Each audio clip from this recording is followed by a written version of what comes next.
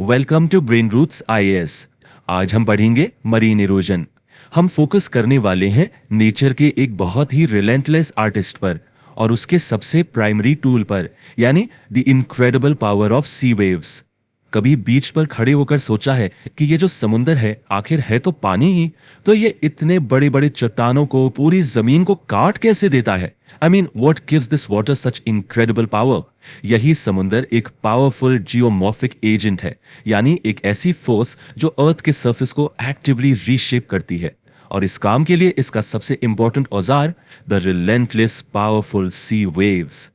देखिए, समुंदर के पास ना कई टूल्स हैं, ओशन करंट्स हैं, टाइड्स भी हैं, लेकिन जब बात आती है इस ड्रामेटिक काम की, यानी कोस्टल इरोजन की, तब जो रियल पावर हाउस है ना, the most effective erosive agent, वो सी वेव्स ही है। इन्हीं लहरों में वो असली ताकत छुपी है, एक ऐसी फोर्स जो हमारे कोस्टलाइंस का पूरा नक्शा बदल सकती है। तो आखिर ये सी वेव है क्या चीज? बहुत सिंपल टर्म्स में, it's an undulation of sea water, बस पानी का ऊपर नीचे होना। इसका जो सबसे ऊपर वाला पॉइंट है, द हाईएस्ट पॉइंट, उसको हम कहते हैं क्रेस्ट, और जो लोएस्ट पॉइंट है उसको कहते हैं ट्रफ। सिंपल। लेकिन ये आती कहां से है? इनकी कहानी शुरू होती है हवा से। जब हवा समुंदर की सरफेस पर चलती है तो एक फ्रिक्शन क्रिएट होता है, और यही फ्रिक्शन रिपल्स पैदा करता है जो धीरे धीरे वेव्स बन जाती हैं। खुले समुंदर में इनकी शुरुआत होती है एज जेंटल रोलिंग स्वेल्स। अच्छा, अब किसी वेव की पावर को ठीक से समझने के लिए हमें उसकी एक एनाटॉमी समझनी पड़ेगी। इसको ना एक कैरेक्टर प्रोफाइल की तरह सोचिए। Let's decode the basic technical characteristics जो हर एक वेव को डिफाइन करती हैं। सबसे पहले आता है वेवलेंथ। ये बेसिकली एक मेजर ऑफ डिस्टेंस है, एक लहर के क्रेस्ट से अगले लहर के क्रेस्ट तक, या फिर एक ट्रफ से अगले ट्रफ तक की जो हॉरिजॉन्टल दूरी है उससे हम वेवलेंथ कहते हैं। नेक्स्ट अप है वेव पीरियड। अब यह है एक मेजर ऑफ टाइम। सोच लीजिए, आप एक जगह पर खड़े हैं और आप देख रहे हैं कि एक पूरी वेवलेंथ को आपके सामने से गुजरने में कितना वक्त लगता है। बस वही टाइम है वेव पीरियड। और फिर आती है वेव फ्रीक्वेंसी। ये क्या है? ये है measure of count over time, मतलब एक पर्टिकुलर पॉइंट से एक सेकंड में कितने वेव्स गुजर रही हैं, दैट्स इट, वो उसकी फ्रीक्वेंसी है। अब देखिए, ये जो तीनों कॉन्सेप्ट्स हैं ना, ये एक बहुत ही सिंपल इनवर्स रिलेशनशिप से जुड़े हुए हैं। जरा लॉजिक सोचिए, अगर एक वेवलेंथ लंबी है, राइट, तो उस पूरी वेव को एक पॉइंट से गुजरने में ज्यादा टाइम लगेगा, जिसका सीधा सा मतलब है कि उसकी फ्रीक्वेंसी कम होगी। और इसका बिल्कुल उल्टा, अगर वेवलेंथ छोटी है तो वेव्स जल्दी जल्दी पास होंगी, यानी फ्रीक्वेंसी हाई होगी। So the key take away यहां पर क्या है? Longer wavelength equals lower frequency और shorter wavelength means higher frequency. क्या? चलिए अब इस लहर की कहानी को आगे बढ़ाते हैं।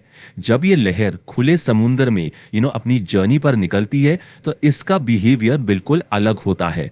वहां पानी आगे नहीं बढ़ता, सिर्फ एनर्जी आगे बढ़ती है। ये बहुत इंपॉर्टेंट पॉइंट है। खुले गहरे समुद्र में जो वेव्स होती हैं उन्हें हम कहते हैं ऑसिलेटरी वेव्स।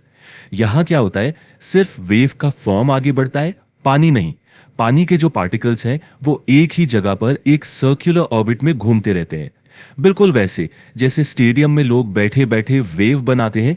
लोग अपनी जगह से हिलते नहीं है, सिर्फ ऊपर नीचे होते, पर वेव आगे जाती हुई दिखती है, राइट? वही चीज है। लेकिन जब यही वेव शैलो वाटर में आती है, यानी किनारे के पास आती है, तब ये ट्रांसलेटरी वेव्स बन जाती हैं।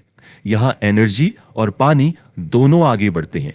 और हां, ये जो वाटर पार्टिकल्स का सर्कुलर मोशन है ना, ये सरफेस के पास सबसे स्ट्रांग होता है। जैसे जैसे आप गहराई में जाएंगे और वेव्स एनर्जी डिक्रीजेस रैपिडली। इसीलिए लहर की जो असली ताकत है वो उसकी सतह पर ही कॉन्सेंट्रेटेड रहती है। और अब आती है इस कहानी का क्लाइमैक्स। हजारों किलोमीटर्स का सफर तय करके जब ये लहर किनारे के पास शैलो वाटर्स में पहुंचती है तो इसका पूरा रूप ही बदल जाता है। This is where the magic and sometimes the destruction happens. तो ये ट्रांसफॉर्मेशन शुरू कब होता है? ये तब शुरू होता है जब पानी की डेप्थ वेव की वेवलेंथ के आधे से भी कम हो जाती है। इस पॉइंट पर वेव का जो बेस है वो समुद्र की जमीन से रगड़ने लगता है। It feels the bottom. इस फ्रिक्शन से क्या होता है? वेव की स्पीड कम हो जाती है, उसकी वेवलेंथ छोटी हो जाती है, लेकिन जो सारी फॉरवर्ड एनर्जी है वो कहीं तो जाएगी। सो इट पुशेस अपवर्ड्स, जिससे वेव की हाइट अचानक से बढ़ जाती है और इवेंचुअली जो क्रेस्ट है वो इतना ऊंचा और अनस्टेबल हो जाता है कि वो आगे की तरफ गिर जाता है। दिस एग्जैक्ट मोमेंट जब वेव टूटती है इसे कहते हैं ब्रेकर। और उसके बाद जो टर्बुलेंट पानी बीच पर तेजी से ऊपर चढ़ता है उसको हम कहते हैं स्वॉश। लेकिन सारे ब्रेकर्स एक जैसे नहीं होते। मोटे तौर पर दे कम इन 3 मेन टाइप्स। पहला है स्पिलिंग ब्रेकर। यहां पानी आराम से वेव के आगे से नीचे गिरता है, ढेर सारा फोम बनाते हुए। दूसरा है प्लंजिंग ब्रेकर। ये वो क्लासिक ड्रामेटिक वेव है जिसे सर्फर्स पसंद करते हैं, जहां क्रेस्ट पूरा कर्ल होकर क्रैश करता है।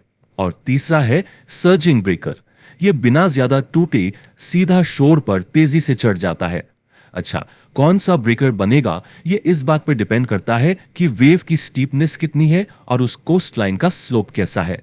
ठीक है, वेव किनारे पर आकर टूट गई, बट व्हाट नेक्स्ट? उसके बाद क्या? वो किनारे पर अपनी क्या निशानी छोड़कर जाती है? क्या वो एक बिल्डर है या एक डिस्ट्रॉयर? यहीं पर वेव्स का ड्यूअल नेचर सामने आता है। They can either be builders और डिस्ट्रॉयर्स। पहले है कंस्ट्रक्टिव वेव्स। ये आमतौर पर लो फ्रीक्वेंसी वेव्स होती हैं। इनका स्वॉश यानी बीच पर ऊपर आने वाला पानी स्ट्रॉन्ग होता है, लेकिन इनका बैकवॉश यानी समुद्र में वापस जाने वाला पानी वीक होता है। तो इसका नतीजा क्या निकला? ये जितना मटेरियल ले जाती हैं उससे ज्यादा डिपॉजिट कर देती हैं, यानी ये बीच को डेपोजिशन के जरिए बिल्ड करती हैं। और दूसरी तरफ है डिस्ट्रक्टिव वेव्स। ये हाई फ्रीक्वेंसी वेव्स होती हैं। इनका बैकवॉश इनके स्वॉश से कहीं ज्यादा पावरफुल होता है, इसलिए ये बीच से सैंड, पेबल्स सब कुछ उखाड़कर समुद्र में वापस ले जाती हैं, जिससे इरोजन होता है। तो इस पूरी कहानी से हमने क्या समझा? Let's quickly summarise. Point 1, waves हवा से पैदा होती है स्वेल्स के रूप में।